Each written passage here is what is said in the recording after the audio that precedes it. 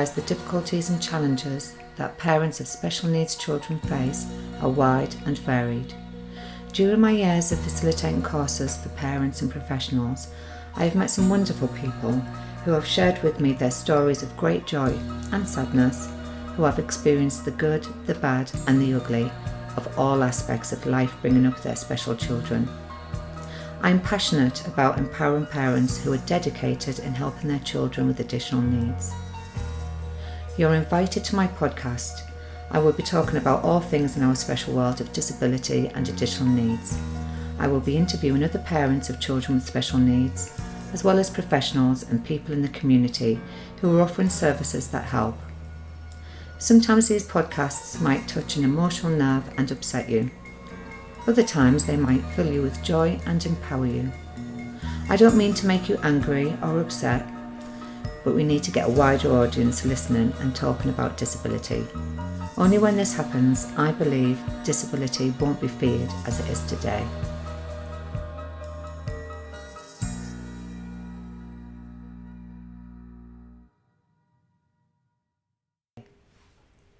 Hello, my name is Lisa Martin and I'd like to welcome Ben. And Ben's been a carer for many years. He's worked with the elderly with dementia, through to working with young adults with autism. Hi, yep. Ben. Hi. So, how did you get into working in nursing homes, Ben? I just wanted to work in care. My mum worked in a nursing home. She loved it, and I just thought I'd like it as well. So I had quite a few interviews, but being 21 and male, they didn't really want a young lad. And you looked young as well when you were 21, didn't you? Bless you. But eventually I found somewhere and they gave me a shot, and that's how I first got into it, yeah. Oh, brilliant. And how long were you there? You were there for a little while, weren't you? I was there for about 18 months, I think. Yeah. Yeah. I like it. It was nice. It was good, but I needed something different. Yeah. I weren't enjoying it as much as I was when I first started. Yeah. I don't think. Yeah, because I think you needed more to get your teeth into. Yeah. I mean, in the it was nice working there, but it was a little bit like a conveyor belt of bodies. Yeah. It was just sort of, you didn't really care one-on-one for somebody. It was just like it's toilet time, so you take everyone to the toilet one at a time. Then it's dinner time, so you take them all in and take them all out. It was just repetitive, I think. And after a while, it got a bit, I didn't like it so much. And you done loads of like dementia training and all of that, didn't you? That sounds really interesting. Yeah, I've done dementia training with the different nursing homes that I've worked in. And also when I worked a bit later on in my career, when I started working in home care, I got more specific, better dementia training then. Yeah. And then when you left there, where did you go after that? I got a job in Doncaster, and that's an old coach house actually, which is bizarre because we sat in one now. Yeah. It's a very old. It's hundreds of years old, and it's split up into 4 units. With 4 people living in each unit, the young adults with autism. Okay. And learning difficulties, yeah. Yeah. And in each unit, they're all at the same level as each other, kind of, if you understand what I mean. Yeah, so in which was downstairs, they were quite high functioning and didn't need a lot of one-to-one care and constantly looking over the shoulder. And isn't that where you started? That's where I started, yeah. And you enjoyed it for a while, but it wasn't... It weren't challenging my brain. It weren't making me think about what I had to do. It was just like being in someone's house all day, not having to think about much. Okay. And I needed something a bit more challenging. So the unit next door is... and that's where we had 4 lads in there who were really quite... challenging and violent actually as well. It was interesting what you said earlier, because you said they would have called it challenging behaviour, but now you turned it around and said behaviour which challenges. Because that behaviour is challenging for us, it's not challenging for them. You're absolutely right. And so there's one thing that I did learn in that place that stuck with me the whole time, and that is, and I actually teach it now when I do dementia training, when I deliver dementia training, and that is all behaviour is communication. Yes. Because it is. Yeah. You can tell if somebody's happy, you can tell if someone's sad. And if somebody's all of a sudden hitting you or kicking you, they're not doing that because they don't like you or because they want to hurt you. They're doing that because they're trying to tell you something. Yeah. That something's wrong. Something's really wrong. They're struggling with something and they can't communicate that to you, so that's how they're going to communicate it. Yeah. And then it's then my job and the rest of the team's job to find out what it is. Yeah. Because where I work, we say all behaviour has positive intent. And what that means is the behaviour might not look very positive, but the intent in why they're behaving in that way for them is going to be positive, because that's why they're behaving in that way. Yeah. So you really enjoyed working with the challenging I did, group, didn't you? Yeah. But didn't one of them break your finger? It dislocated my finger, my little finger. The end knuckle, the last knuckle. I just heard it. I felt it and heard it pop. Oh. And at the time, it didn't hurt because I was concentrating. My adrenaline were going. Yeah. And I got this lad back to his room. Told him to lie on his bed. Cause when he's lying on his bed, he tends to calm down and what have you. And then I looked at my hand, and the end of my finger looked like an L shape. Oh. I thought, oh no. Yeah. So I went off to office. Showed them what were happening, and they took me to hospital, and I got it all sorted out. I was back at work the next day. I just had like a little splint on it. Right. It was Okay. fine. So it didn't put you off because you continued working. No. Yeah. So you were saying earlier that what you really found, what you really loved about it was having to think on your feet and come up with strategies that worked before the behaviour was happening. Yeah. And when the behaviour did start happening, to kind of distract and so redirect them up somewhere else. Yeah. So I started looking at the each person we looked after had a key worker. So I was key worker for this particular lad, and I just watched him a lot without interacting with him. And when a behaviour started to occur, I had to think about what had happened just before it. Yeah. What did somebody get too close to him? Is it a noise? Is it this? Is it that? Is it sensory? Yeah. And once I picked up on a few trigger points, that's when I thought, right, so that can go into the care plan now, into his behaviour strategy. So we could say, right, don't do this around him. Yeah. If that service user is that near to him, get that service user away or distract him and move him somewhere else. Yeah. Then it just stops it then. It nips it in the bud. But then there's times when you're going to miss it because new triggers appear, or you're just not paying attention enough, because we're human beings, we're not robots, we can't just stare at somebody 24/7, and the behaviour will start, and then it's about dealing with that in a way that it's calming for him, but you have to be calm at the same time, no matter what he's doing to you or what he's screaming at you, because as soon as you raise your voice or as soon as you look frightened, he's not going to trust that you can look after him now, because you'll look frightened, just as frightened as he is, and you've got to have a really positive, but what's the word?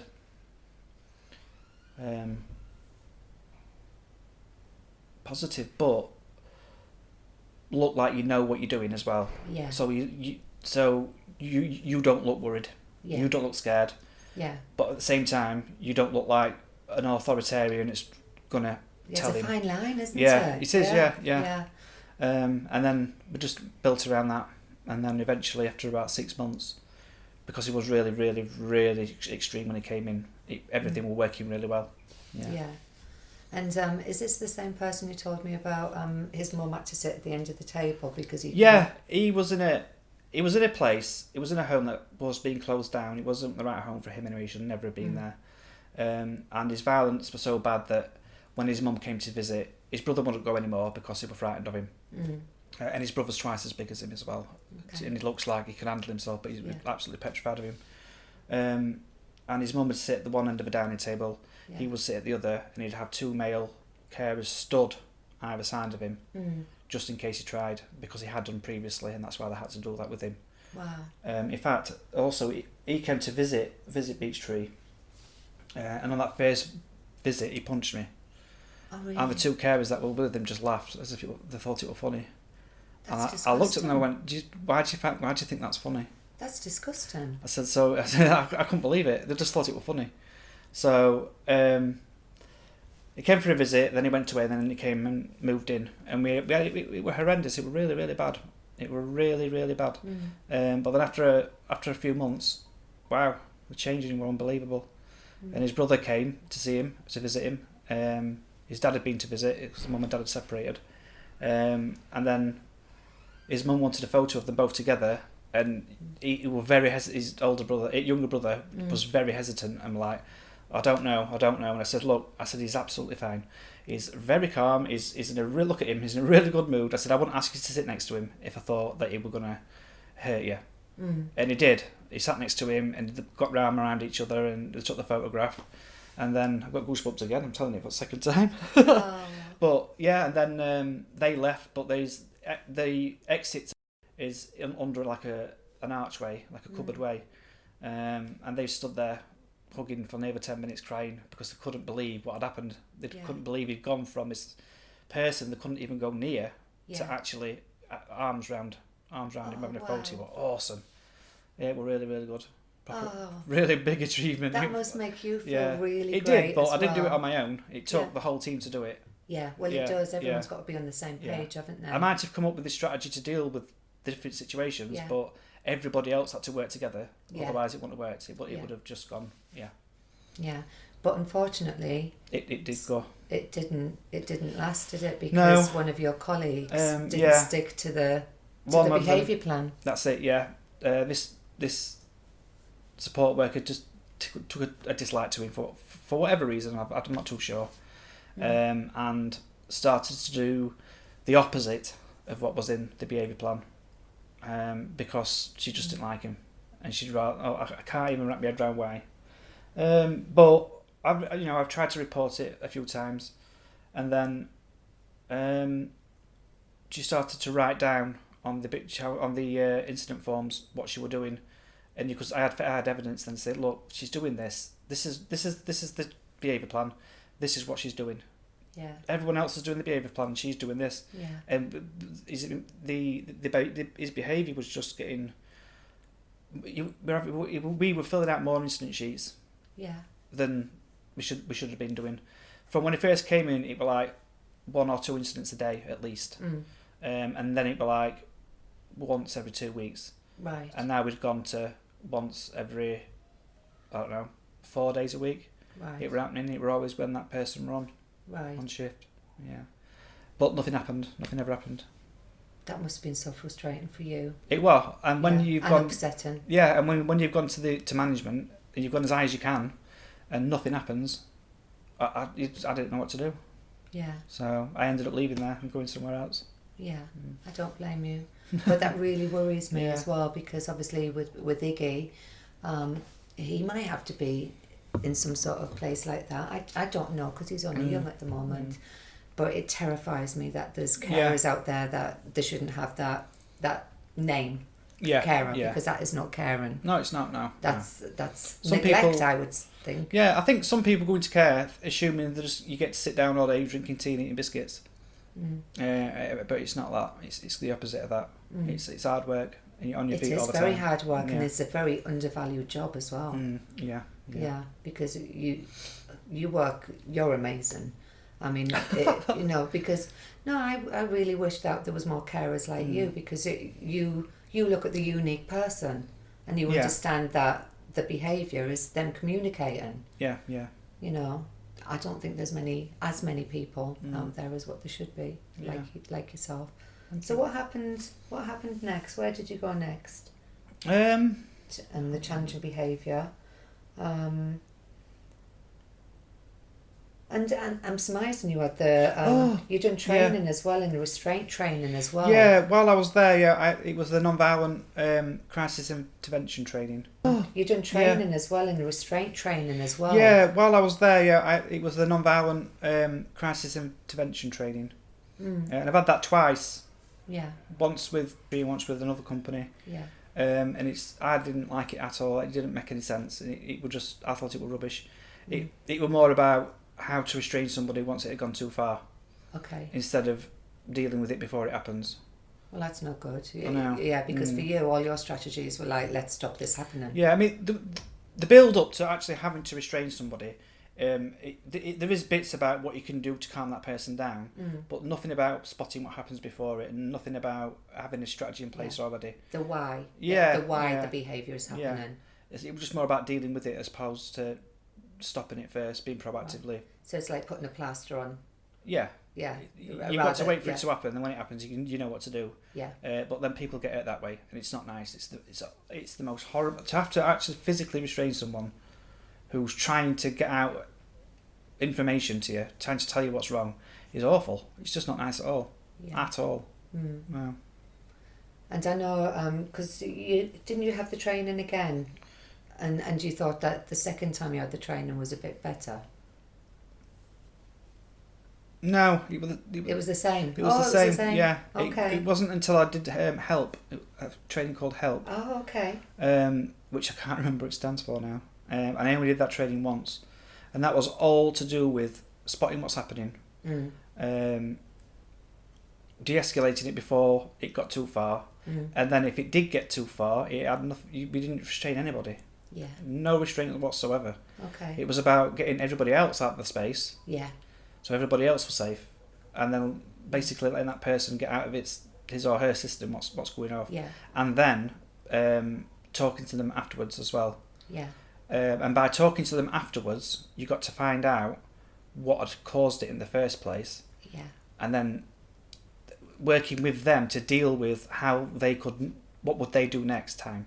Yeah. So the next time Billy calls you an idiot and you get angry, what can you do? Tell me what you can do. Yeah. And it's not asking them, you're telling them to tell you as well. Yeah. Because especially with autism, if you tell someone, you say, what would you do next time? I don't know. Or you can just get no answer. So it's all about tell me what you do next time. Tell me what happened.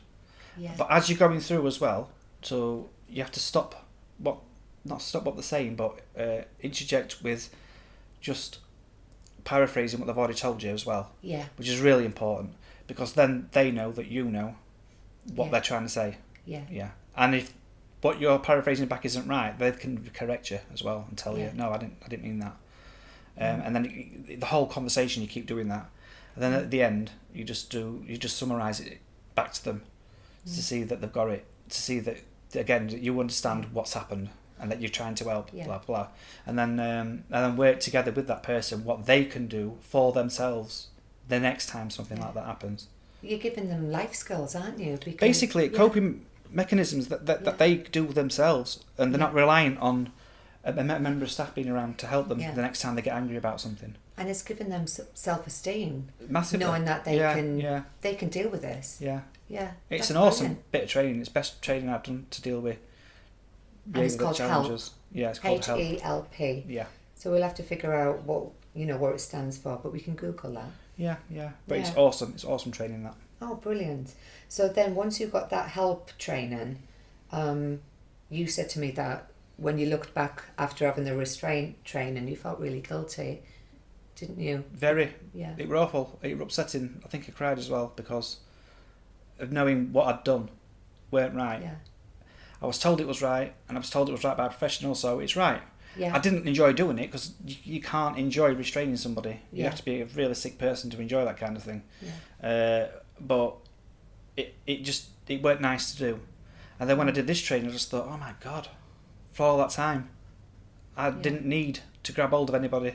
I didn't need to restrain anyone at all. Could have done this instead, and it would have been so much better for everyone. I can see why that would be upsetting. Yeah. And I think the non-violent crisis intervention is still training. It's still out there.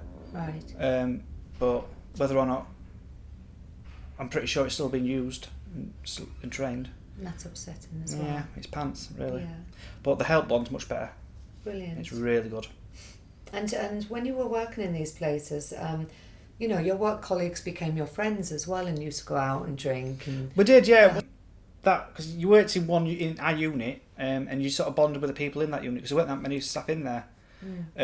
So you were always on duty with somebody you knew.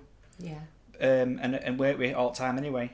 Well, it's I think working in that environment, you're bound to bond. You're bound to get to know each other really well, aren't you? So where did you moved on from there as well, didn't you?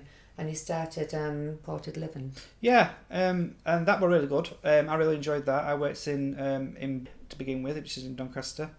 I used to walk to work because it went too far from where I lived. And that were really good. I met some characters there. Yeah, it's completely different to residential, completely different, because this is basically the service users pay the rent on the house. They pay the gas, the electric, and the council tax. It's all divided up 3 ways. So they all contribute. They all contribute to the shopping, and they go shopping. They go to pay the bills. So you're literally supporting these people to live in community, rather than just looking after them out of way. They're involved in the community. Brilliant. Doing stuff and taking them on holidays and what have you, which were quite good. Yeah. But then, unfortunately, again, you came across a colleague that was supposed to be a carer, but wasn't very caring. Well, I moved from that property to a different one in Doncaster, and everything was all right for a while. And I didn't really get on with this one particular carer. She was more. How can I put it? It was her property. It was her team. It was her service users. It was her that did everything. She was in control. Yeah. She wanted control of everything. Right. So I didn't like that straight away. But we got along because we have to. Yeah. I work with people now that I can't stand. Yeah. But that's because I'm a human being. I can't like everybody. Yeah. But they don't know I don't like them. Yeah. Because I stay professional at work and I'm very friendly at work, and we get on and have a laugh. But no, she'd targeted one girl who used to wet herself, and she'd wet the bed sometimes, and she'd really give her a good dressing down, and made her cry. She was sobbing, and then we were supposed to go out and collect her money from the post office and pay some bills. She didn't want to go, but this carer physically dragged her across the kitchen, out the door. Oh my bungled her into the back of a car with the other 2 service users that lived in that property. Oh my word, that's disgusting. In the back of the car. I was in the front. I didn't really know what to do. Yeah, because you didn't want to create more of a scene. I'd have, exactly. But it was what happened when we was in the car on the way to the post office. It was as if this carer knew that she had to calm this service user down before you couldn't take her to the post office in that state. Then used her dead mum, the service user's dead mum, to say, what would your mum think about it if you were sat there crying? Stop being silly, this, that and other. Which sickly stopped her from crying. That's so upsetting. I know. But I had to remain calm, but then contact the office, and I went in the next day and did a full statement, which I'm sure it took about 3 hours to do, because I had to physically act out some of how she pulled her out of the kitchen. Yeah. And I actually put her into the car. Yeah. Once I'd done that, we used to do sleep-ins. Yeah. So we'd work 3 while 10. Yeah. And then once everyone gone to bed, there were a room where the carer staff would sleep. Yeah. So I slept in there, and I was told this carer wouldn't be coming back. She'd be suspended until the investigation. That's a relief. So, well, it should have been. So the next morning, I gets up, waiting for the next carer to come to relieve me. It was that carer. What? Yeah, I couldn't believe it. So I went, all right, good morning. Didn't know what to do, what to say. So I went out into the garden and phoned the office and said, what the hell is going off? Yeah. What's she doing here? What do you mean, what's she doing there? I went, she's here now. She's come on shift. Yeah. She went, oh, God. And then they rang another coordinator who had got stuck in traffic or something, and couldn't get there on time. Right. Because they wanted to suspend her before she actually came into the house. Right. And not over the phone or through an email. Okay. So anyway, I just stayed in the garden the whole time until the coordinator came. There were 2 coordinators. Yeah. And she was told to collect a bag and a coat and just leave. Okay. Good. It were a relief for everybody in the house. In fact, about 2 years after I left there, my brother's girlfriend started working for that company. Okay. And worked in that house. Okay. And I actually dropped something off for her. And I actually went in to see the 3 service users that I was like, lovely. And it was brilliant. I got a hug off them all. And we sat and we had because there were 2 girls and 1 bloke. Yeah. And I sat for about an hour and a half having a good chin bag and a catch up. Oh, It I was bet lovely. they loved that. But they were so much happier. Because she'd gone. Yeah, but she'd not gone from the company. Oh, hang on. What happened here? Oh no, she never got fired. Really? Yeah, really. She was still there, but just working at a different property. Oh, this really worries me. Yep. This is disgusting. I don't know if she's still there now. Okay. But at that time, she was still there because I'd not mentioned her name, but that service user that she bullied did. Right. And she's still, even now, well, I don't know about now, but back then, about 2.5 years later, still worried that she was going to come back. Oh, God, that breaks my heart. Because I came out of that room and looked at Jo and one of the carers, and I can't believe she's still scared of it. She's still got that fear of it. Of course she would be. She's like, I know. She goes, she's not allowed to come back in this house again, but she's still here. Yeah. That's crap, that.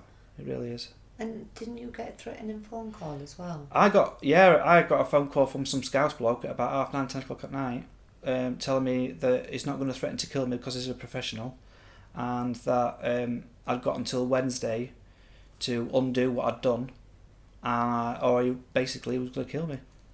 Oh my God. And then he put the phone down. And you knew him as well. And then, I think it was the day after, I got a friend request from a woman in Liverpool, because she had a Liverpool accent. And I thought, something's going off. Yeah. So I accepted the friend request, and then we got talking because she knew somebody that lived in Doncaster. So, and then I made the conversation about work. I started talking about work and saying, I'm having some bother at work with someone and blah, blah, blah. And told her about it. And then that's when she said, yeah, that's my husband's sister. It was my husband that rang you. But I want you to know that you're not in any danger at all. He's not going to do anything, blah, blah, blah. Right. And they actually moved to Doncaster a few months later. And I became quite friendly with him, yeah. Right. Because she basically made up a load of rubbish that I'd done to get her into trouble that weren't true. But we found out all sorts. She told everybody at work she was a nurse, a mental health nurse. Right. And she weren't. Really? No. So I went onto the register to check. She weren't a nurse. She'd never been a nurse. So how do these people get to be carers and in this position? Don't they get properly vetted, Ben? I think that everyone gets like a DBS check. So if you've done nothing illegal, then some people might think, oh, they're a good person then. Yeah. Because they've never been caught doing anything. I think the word caught is a key word there, because this terrifies you me. might have a clean record, but that doesn't mean you've not done bad things before. Yeah. And I think she tried to be quite intimidating towards other carers, and the team that worked in there were, in my mind, afraid of her anyway. And you could tell that by the way that when they worked together, that she said and they did. Right. There's a set routine for each thing, and it runs on her way and no other way. Okay. She was very controlling. But with me, I don't like that, and I don't like being told what to do. Especially by somebody who's at my level as well. No, you're not better than me. We're the same. We don't boss each other around. And shouldn't you all be working as a team? Exactly. Anyway? Yeah. But she saw herself as some kind of team leader. Yeah. That's how it. Yeah. So I ended up leaving there anyway, because I thought that's the second time now something really bad's happened, and I've reported it and nothing's happened. Yeah. This is absolutely shocking, by the way. Touch wood, though. My jaw is on the floor. Yeah. Touch wood. Nothing like that's happened since. Good. That I've seen. Right. So. Okay. Good. Yeah. So then what happened? Where did you go after then? Did you start going private? No, I went to a company because they worked with children with autism, and I went to the interview and they promised me all these hours working with children with autism. Oh, fantastic! No, that's not true. I went to work doing home care for the elderly. Yeah. Oh, that's right. That's it. Yeah, we're doing that, and it was while I was doing that I wanted to work with autism again, but I liked doing the elderly adult stuff as well. Yeah. And that's when I had the interview. They said, "Oh yeah, we've got a waiting list of kids to blah blah." Oh, brilliant! But when I got there, I only ended up with 2 on that rate, and I had to make all my hours up doing ordinary care, and that's not what I signed up for. Right. Okay. Yeah, you like more of a challenge, don't you? Yeah. So I didn't want to give up the adult bit because the elderly and the dementia, because I liked it. It was a lot of fun, and it could be quite challenging as well. But I wanted more autism as well, and they weren't going to be able to do that. So I left there. That's how I met Nathan. Oh, okay. Which is my Lisa's son. I worked with him for a while, and then I left care. I went back to Vic Care. And when I went back, I made a deal with the manager that I would work every weekend, but I'd have every Tuesday and Wednesday off. Yeah. I'd have those 2 set days off all the time. Yeah. And he said, yes, that was fine. Brilliant. So I was able to work with Nathan. And I was able to work with another lad called Marlo as well. Yeah. Because I worked with him through care. Yeah. And whichever carers they kept sending, he wouldn't leave the house with them. Yeah. And he wouldn't even talk to them, weren't interested. So I looked after him as well. Yeah. So let me just explain for people who are listening as well that when you were looking after Nathan and Milo, that was through personal budget, isn't it? Yes, on direct payments. Direct payments. Yeah. So that basically means that Milo and Nathan's parents chose who looked after him, vetted who looked after him. Basically advertised for carers for him specifically. Yeah, and they weren't happy with the ones they were getting, but they'd met where they knew you already. That's how you got working. And I'd started with Mallow, especially doing some really, what you might think simple stuff, but it weren't. Like whenever we'd go out, he'd have a KFC or a McDonald's or whatever he wanted, but I would refuse to order it for him. Yeah, brilliant. So we'd go and I'd order mine and pay for it, and then he'd just turn me around and went, you need to tell her what you want. Yeah, brilliant. And at first, it took him ages. He just stood there staring at me. I'm like, dude, I can't do it. I really can't do it. Yeah. You're going to have to talk to her. And he did. And then, fantastic. But he weren't happy about that, because when I went to see him the next time, his mum and dad said he weren't happy about that. He said, that freaked him out. I went, he might have done, but he's going to do it again and again and again. And he'll do it on his own. And he does now. He did. But now I had to stop working with him because I got promotion at work. Yeah. I didn't have to tell him to order for himself. He just went up and ordered it for himself. Oh, that's independent living skills. That's brilliant. And the other thing I did with him as well, I started to do with him was, there's a Morrison's near where he lives, and I'd go in I'd make something up, like I wanted some pop or something, and then I'd give him 4 things to find. Yeah. And at first I showed him how to look, because he didn't know where to look. He'd be looking down where pans are for Maltesers, but they're not going to be there because that's where pans are. Yeah. So I got him to look up at the massive signs. Yeah. That say where everything is down each aisle. Right. And then after 3rd time, when he was struggling, I'd just point up, and then he'd remember, and then look at the signs to find what he wants. And then I taught him to use a self-serve checkout as well. Yeah. Which he liked. Oh, fantastic. It's also his fault I've got a cat. It's his fault I've got Tigger, the cat. Right, okay. He petrified of dogs. Okay. So I thought, oh, brilliant. We'll take him to RSPCA. Yeah. All dogs are locked up, they can't get to him. And we can go and have a look. I had to agree with him. I weren't going to surprise him. So he agreed. And we went a couple of times, and he was doing well. So much so that when we saw dogs outside, he weren't trying to use me as a shield. Yeah. He'd just it'd be a bit like this, but he used me as a shield. And then one day we went, and it were awful. Every dog were barking its head off. I don't know why. Oh, okay. And it was so loud. He went, "Can we see the cats?" I thought, "Yeah, of course we will. So we'll see cats." And I already had one. No, I had 2 at the time. So we goes and has a look, and then we went right to the end, to one end, and then went right back up to the other end. And I saw Tigger, and I was like, "Oh God, that cat!" And it's just this massive ginger cat, what looks like Tigger, and that was his name already. Oh. And then I says, "Oh, believe this, I can't. No, I'm not going to do it. I'm not going to do it. Excuse me, can I just have a look at Tigger?" And he's got like a club ear, like he's been attacked or something. He went, right. The cat he came in, we used to bully him.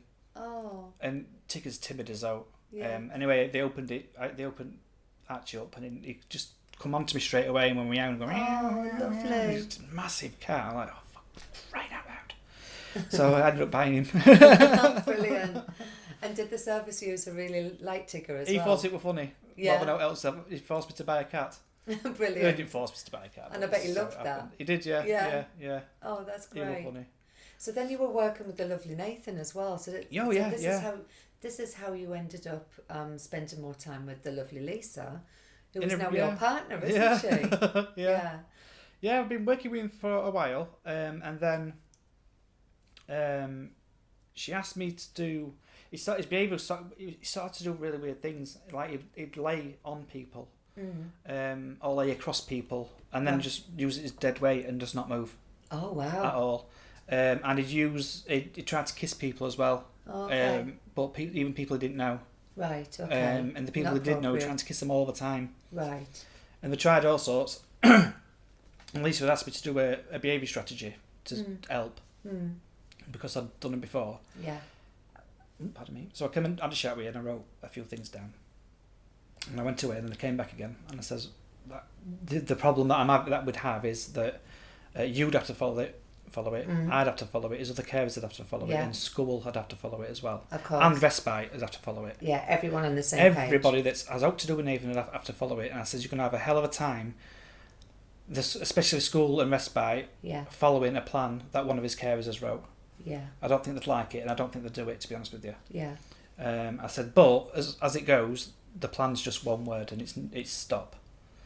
Because Lisa had already told me that whenever she tells him no, that he finds it hilarious, he carries on. Okay. So I said, right, well, don't use that word anymore, just say stop. Don't give him eye contact when you say it, and say it in a really monotone voice as well. So not loud, not quiet, just normal voice, and just stop. Yeah. Not giving him any attention to it. That's it. Yeah. And then praising, so it's ignoring bad behaviour in a sense, and being firm. Yeah. And then praising good behaviour, isn't it? Yeah. And it worked. So brilliant. To a degree, but it worked. It did work. His behaviour started to get better, but then he went for a really, and then when was it now? I'd gone to see Lisa. I dropped Nathan off at Lisa's house, and I mentioned something about her weight because she looked like she's lost weight, and then she explained. She goes, "Oh, heartbreak can do that to you." And then she explained that Steve their ex had left and had been left for quite a while. I knew nothing about it. Okay. And then that's how we got talking, got texting, and then before you know it, we're on our date to Sherwood Forest. Lovely. That day. She bought me a pub meal. Eat lasagna. And the rest is history, isn't it, really? Yeah, brilliant. And that must have been a really easy transition for Nathan because he knew you anyway. He seemed okay with it, actually. And he was quite happy with that. And Lisa's got another son, hasn't she, Matthew? Matthew, yeah. And how did that work out with Matthew? So Matthew's got Asperger's. Asperger's, yeah. So he goes to mainstream school. He doesn't have any school support or anything like that. And at first he liked me because I'm a little bit... I'm 41, but I behave like a 12-year-old, really. I take my job and my work very seriously. Yeah. But I don't like being a serious person. I am a silly person. I find daft things funny. But that's great. That's what the service users want as well. They want somebody that they can relate to and have fun with. Lisa's other stepson, Chris, as well, who he still comes to visit, actually. Yeah. We get on really well as well because I'm just nuts. I can't help. I'm just nuts. And we got on well for a while because he liked that Lisa was happy, that no one was shouting at her all the time. Yeah. And the atmosphere was just a lot better and calmer. Yeah. But then his behaviour was, he didn't really direct it towards me, more his mum. Okay. So he'd say really nasty things to her and throw his weight around and break things and what have you. Well, he was probably modelling behaviour, and he could have been, yeah. Yeah, and also he was angry because he was probably missing his dad as well. Yeah, well, it was his stepdad. His stepdad. Yeah. Okay. So we had to come up with something for him, because he spent his whole time, his life was Xbox, and that was it. There's nothing else apart from cricket, which is biological. Dad takes him to play cricket. Other than that, and football. It's just Xbox. And you could tell that he just weren't spending any time with us at all, and his behaviour was getting really bad, kicking off at the slightest thing. Yeah. So I suggested to Lisa behaviour strategy. Well, not behaviour strategy. Yeah, a timetable. We'll do a timetable Monday to Sunday, and it'll be great. So I drew it up, but Lisa didn't want to use it. Yeah. And me and Lisa have battled quite a few times over the kids and how to deal with them. And that's, I think, because she's never had somebody in her life who gets it, and who's tried things before and done things. I can see it now from living with autism, as opposed to working with autism. Yeah. So yeah. I'm at least will tell you this if you ask her. I can be more objective. Yeah. I can sort of step outside for a minute and just look at it and say, right, this is what we need to do. Yeah. But Lisa being a parent and never having that backup before is sort of, it's hard to get into that. Yeah. To get in, basically. Well, it's changing the habit of a lifetime, Yeah, isn't it? yeah. Because Lisa's always been the carer She's with been no the one support. exactly. But she still won't have it. So Matthew was going for a bit of a down patch. He was feeling not sorry for himself, but depressed and down. So I went to see a therapist, and Lisa brought up his behaviour and the way that he talks to her and talks to me, and how it centres around the Xbox. So for example, Lisa would say, I'll come down for your tea, and he'd just shout, in half an hour or an hour I've got to finish this. And then we'd say, no, you're coming down for your tea, it's tea time. And then we get a big behaviour from it. Yeah. And the therapist actually said to him there, because he said, Matthew, it's just a game. It's no one's going to get it by you pressing pause. You can pick it back up when you go back into the room. It's not life and death, it's just a game.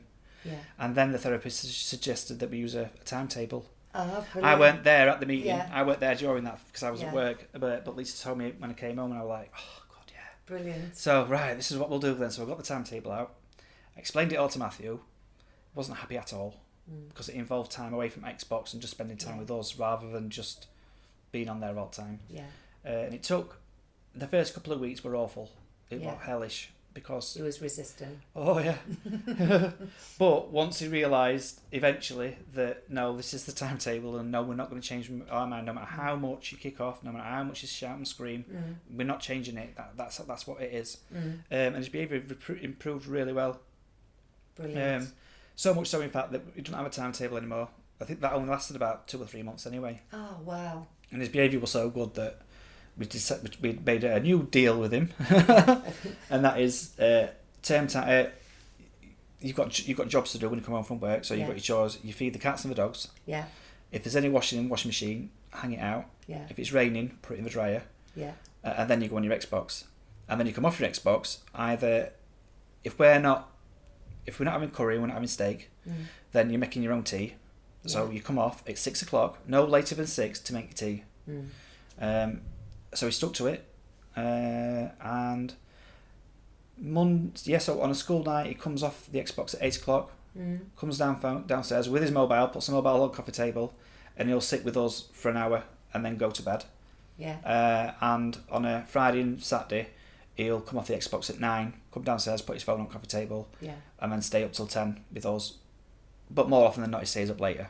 Yeah. Because he's watching something that way I want to watch. And plus, now that he's spending time with you guys, you've all bonded better, haven't you? I think so, yeah. Yeah, of course you have, yeah.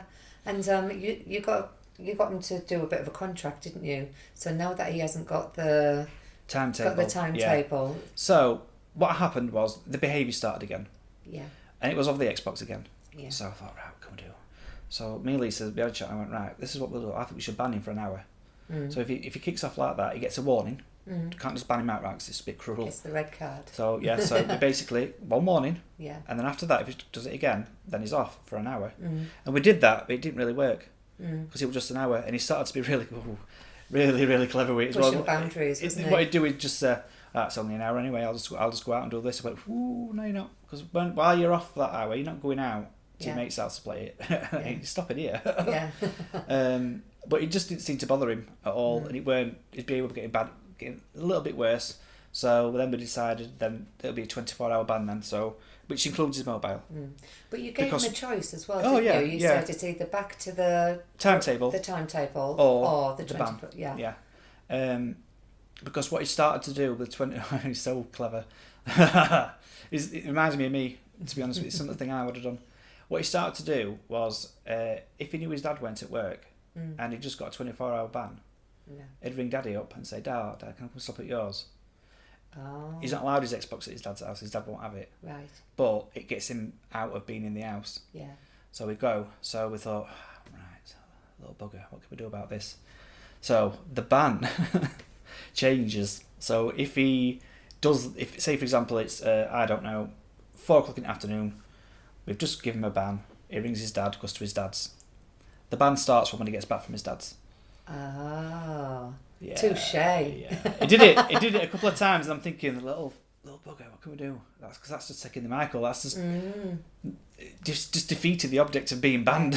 So if he gets a ban and then goes to his dad's, or arranges to meet up with his dad, then the ban starts from when he comes back from his dad's. And everything's back on track again now, isn't it? Everything's looking really well at the minute, actually. Yeah, it is. Sounds like you're doing a fantastic job, Ben. It's not a job, it's just what you're doing it. Well, obviously not, because some carers don't. And that's the terrifying thing. I don't really see myself as a carer as I do so much as a parent more than anything else. Because I've been together just over 3 years now, and living together most of that time. Yeah. And I said this last night to somebody, that being someone's dad isn't just DNA. Yeah. Being a parent or a father or a mother isn't DNA on its own. Yeah. It's just not. Because you can't... I knew when me and Lisa started seeing each other what I was getting myself into. Yeah. I knew what were coming. Not everything, obviously. I've had some surprises along the way. But I knew... I had a good idea of what it was going to be like. Yeah. And then you just carry on like you would as if they're your biological children. You just look after them. You don't want them to get hurt. You want to make sure they're clothed and fed. You want to take them on holiday. You want to do things with them. And you just carry on as a normal family. And you're building their self-esteem as well by creating the jobs and. Well, Matthew, for example, used to eat just like Nathan. Right. So pepperoni pizza. Nathan likes cheese. Yeah. Pepperoni pizza, chicken nuggets, fish fingers, chips. Yeah. That was his diet. It was just that rate. And then the year before last, we went to Turkey, and it were all right. It were good. We enjoyed it, but Matthew weren't so bothered about it, and he didn't like the food. Okay. So last year, me and Lisa decided to go to Goa in India for 2 weeks. Gave him a choice: do you want to come with us, or do you want to stop at home, or go to your dad's, or whatever? No, I want to go. Right, there's no water parks, Matthew. There's nothing like that. I said we'll be on the beach almost every day. Yeah. And I said they do English food, and they do English food really well. Yeah. I said, but it's up to you. You might be bored. No, I want to go. Right then, okay. So my mum came as well. So they two shared a room. Me and Lisa shared a room. And then I think 3 to 4 days in, and Matthew, when he talked to Matthew, he sounds like a 40-year-old Yorkshireman. He doesn't sound like a 15-year-old kid. And he just waltzes. We're in this beach shack, and we'd gone in for something to eat, come off at sunbeds, and he just waltzes in and just goes, all right, then let's have a look at this curry like then, see what it's all about. He sits down, orders himself a curry, and he's not looked back, he eats all sorts now. Oh, that's fantastic. Yeah, not just curries, but foods that you won't touch before. Yeah. Because I think he realises that curries don't have to burn your mouth out. Yeah. They're spicy, but that's not heat, it's about spice. Yeah. And that foods that he thought he wouldn't like because they don't look right, now he's starting to try them. Oh, that's brilliant. So like steak, he eats steak now, and he has to have it medium rare. Yeah. Because if he has it well done, it's no good. He knows that. Yeah. He's turned into a foodie. Yeah, he has. Yeah. And we've come with Amanda and Fred, who Lisa's known for since I think Nathan was 5. Yeah.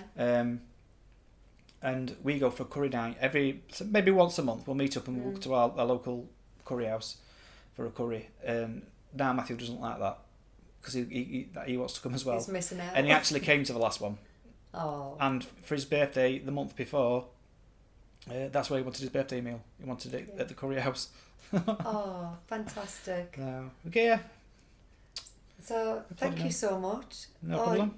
I just hope and pray that if Iggy ever goes into some sort of assisted living or even residential, because I just don't know yet, because he's still very young. You just don't know, do you? I hope he gets a carer like you. Oh, thank you. I really do. Yeah, thank you so much. Oh, Joshua seems to be doing an awesome job. Oh, Joshua's fantastic. Yeah, he is. Yeah, I found a good one there. You have, absolutely, yeah, definitely. Thank you so much, Ben. Thank you. Marvellous. Thank you for taking the time to join me today. To find out more about what I do, visit www.specialworldtraining.com and follow us on our Facebook page, Special World Training, Instagram and LinkedIn. I believe knowledge is power and strength is in numbers. And if more people get involved in our special world, we can all make our world a better place. Join me next week for more amazing stories from the good, the bad, and the ugly.